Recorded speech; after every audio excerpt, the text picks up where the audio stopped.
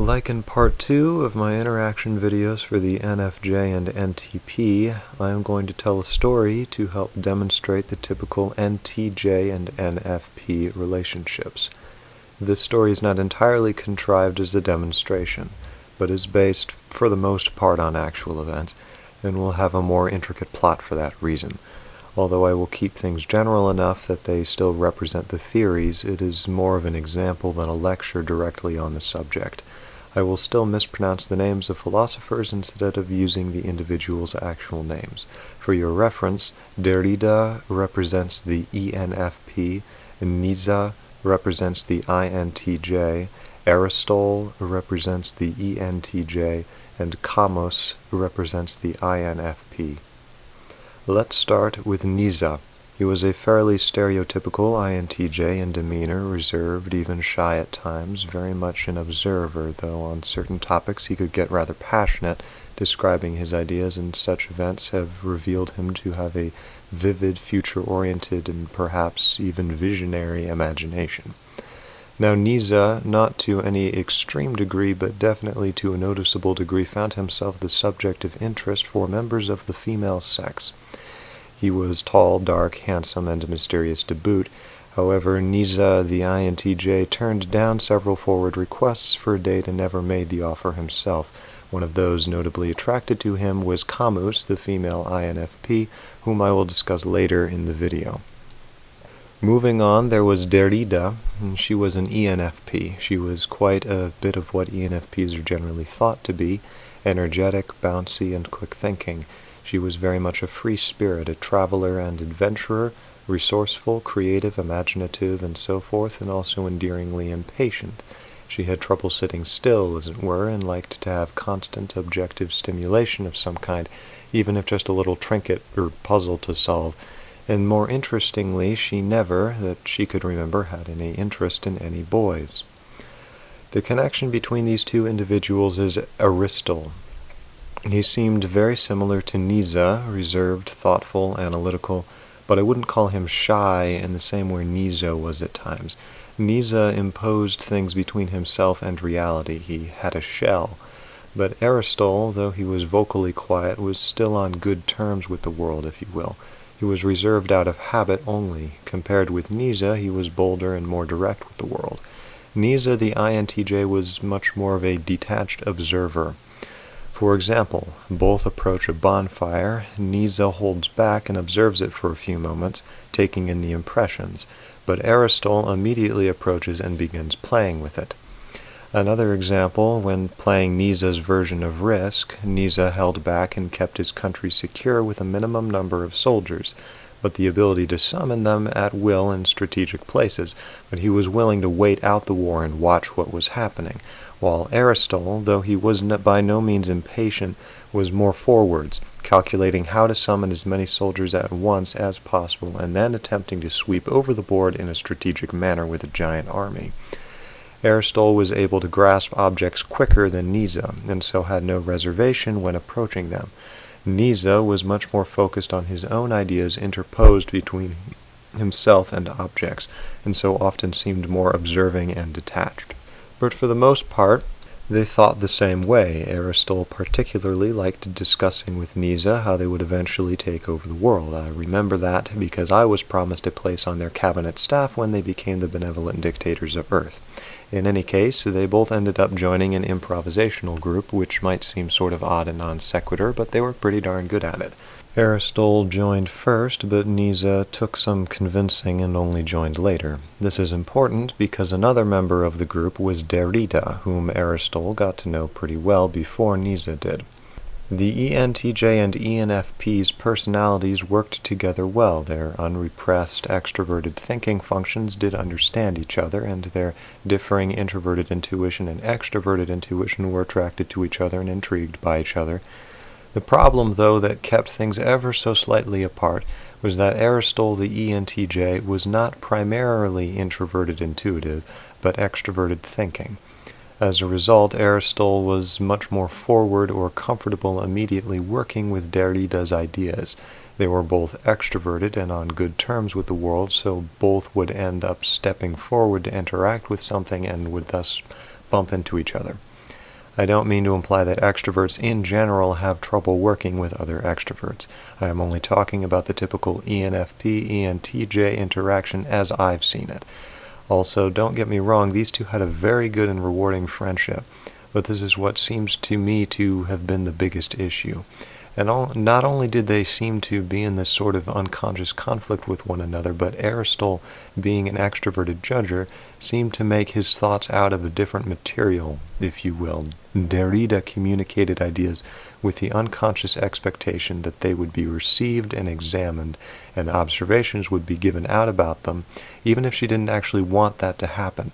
But that was all that was going to happen, was going to be received and examined. But Aristotle unconsciously expressed ideas in a more closed manner, and this seemed to dampen the energy of their conversation and cooperation. What I mean is she was firstly exploratory, while he was firstly organizational. It is a very similar dynamic between the typical INFJ and INTP. Their interaction is very good, but it isn't as smooth and fluid as within INFJ and ENTP, where both are primarily exploratory in nature. Continuing on, Aristotle, being in this odd, subtle sense the more, quote, dominant or decisive character in this relationship, was therefore the more positive and hopeful one about the relationship, and finally got the guts to ask Derrida to accompany him to this one holiday dance being held. She turned him down, but explained it really wasn't him, but because she just wasn't going to have a relationship with anyone and had never really been attracted to men, not his fault. There wasn't much Aristotle could really say about that, of course, and things continued on as usual, until NTJ finally joined the improv group, and that's when things get interesting, because he was the first man that Derrida found significantly and inevitably attractive. Now, while Aristotle's dominant extroverted thinking seemed to be very subtly put pressure against Derrida's extroverted intuition, or at least not to interact with it as smoothly, NTJ's more dominant introverted intuition complemented Derrida's extroverted intuition much better. Both thought in terms of exploration. For them the joy was of discovery and comprehension, of finding all the nooks and crannies of things or ideas, and therefore they never really wanted to really run out of things to explore. Aristotle, however, primarily wanted to organize things. The joy for him was of creation, and the glory of the final product, the end judgment. Exploration was a means to that end, but neither Derrida nor NTJ really wanted to reach that end. They would just pick another one. In this way, while all three had great relationships with one another, there was something much smoother in Derrida's and NTJ's communication, that they could just talk and explore for hours and hours with each other. But if they tried to include Aristotle, he would communicate in a way to make decisions about things they were discussing, not wanting to leave things as open-ended. And so things didn't really flow like they did when it was just Derrida and NTJ, the ENFP and INTJ.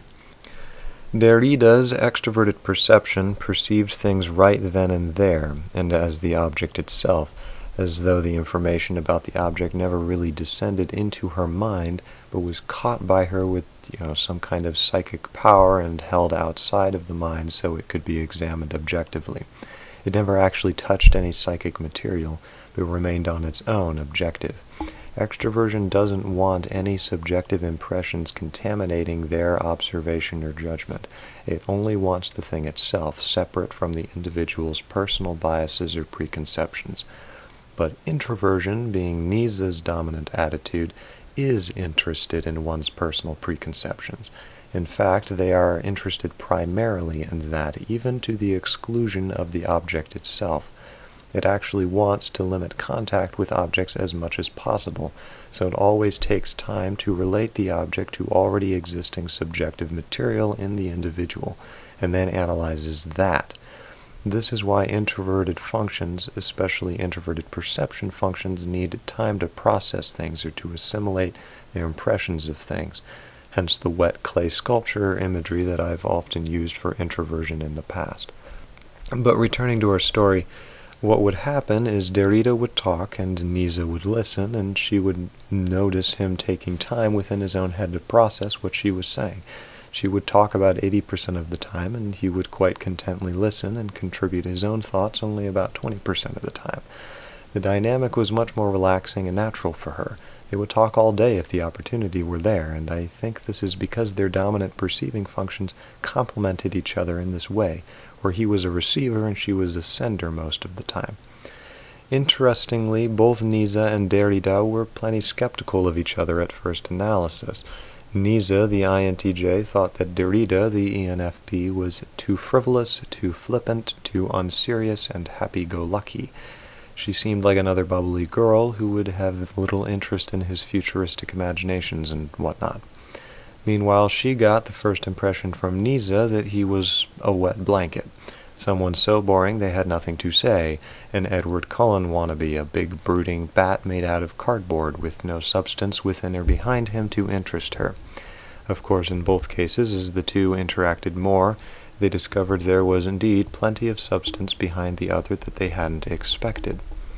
The INTJ found the ENFP did indeed have a serious side. Her apparent flippancy and cheeriness was in fact very thoughtful and clever. She showed a great deal of genuine interest in his imagination and demonstrated one of her own.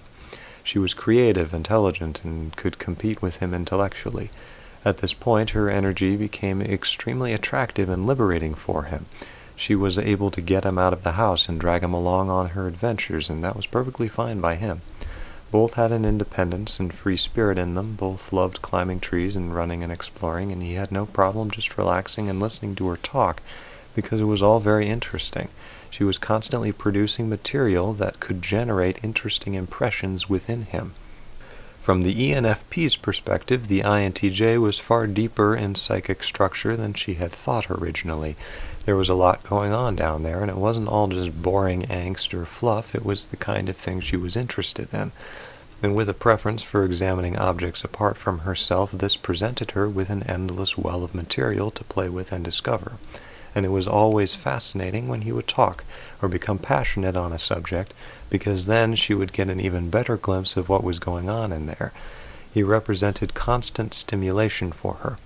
Otherwise, she loved having someone who would listen and understand her and not get left behind in her train of thought, but be able to keep her company the whole way through. Thus, on both sides of the relationship, there was a sense of the ENFP and INTJ trying to solve each other like a puzzle, and this was clearest from the INTJ's perspective, which is known for seeing the world as a strategy game anyway. You can probably guess that it didn't take long for Aristotle to begin wondering why Derrida had claimed once to not be attracted to men in order to get out of his invitation, and then spent an exponentially rising amount of time with his handsome best friend. That instigated a more than little debacle that isn't really useful for our purposes now. Instead, I am going to introduce the INFP character of this story, Camus. She was the youngest of these four characters, and, at least in this case, noticeably more shy and reserved than Derrida usually presented herself to be, but when both were excited, it became much harder to tell them apart. Nevertheless, whether excited or not, Camus, the INFP, and Derrida, the ENFP, had an important difference, similar to the difference of Aristotle and Nisa. Camus, the INFP, did not want to interact with objects directly, but only indirectly through assimilated impressions of those objects, while Derrida, as I've already explained, preferred to work directly and objectively with objects. So, Camus tended to walk softly where Derrida felt she could run. For this reason, the primary difficulty Derrida had with Camus was her own impatience.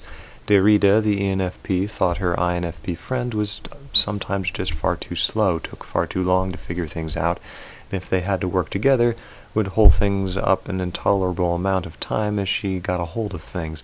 This was more of a problem in some situations rather than others, and of course, Camus sometimes felt Derrida was far too rushed and wasn't savoring the experience, as it were, or thinking it properly through.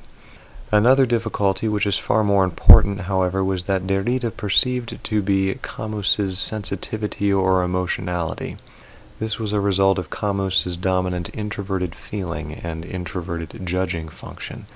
Following from my earlier comments on introverted perceiving, we can see that rather than being concerned with values objectively and extricated from any personal feelings or bias as extroverted feeling is, introverted feeling is altogether focused on such personal feelings and biases when dealing with values.